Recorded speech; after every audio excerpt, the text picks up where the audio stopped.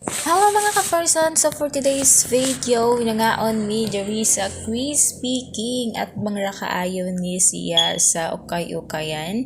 Lamang mo dyan ng pastor na dalalang and then ni Kuya Jigs to ni. Ang Crispy King, makita na ni siya doon sa plaza at bang sa Victory. And naanay makita ni mo ang plaza view. Iyan. So wala na po kani nga kananan diri sa Malay-Balay kay siguro lamig and timpla silang chicken. And then affordable po kay ilang chicken mga ka-person. And then mga ka-person, dumugunon jud kay ni diri nga kananan, Crispy King. So sa pangalan pa lang daan Crispy King, subot pa sa bota ng mga ka-person is manok yun siya. Naman sa lalaing menu like bola-bola and then lumpia. Paborito ng mga Pinoy, bola-bola and lumpia. At isa pa, hindi yan mawawala. Minsan sa kananan ka ng lumpia and bola-bola sa nag-favorites kay na sa inyong mga anak. And then, lalo na yung chicken.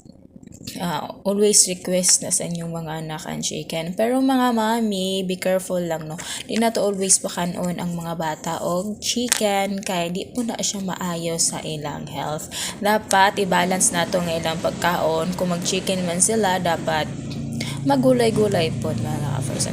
And then mauna ang view diri sa Crispy King og mao to ang ilang dako-dako atong naka-red mga ka-person. Kung gusto mo mukha og chicken, halaanin mo diri sa Crispy King. Daghan man kayo na kay Jollibee.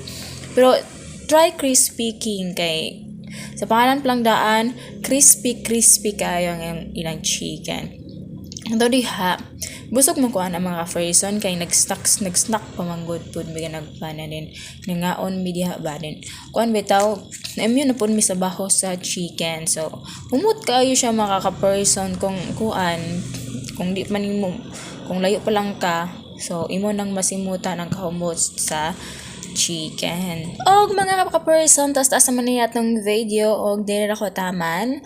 Thank you for watching and I hope mulan taon mo sa akong next vlog. Huwag na lang taman, mga ansami. Bye-bye!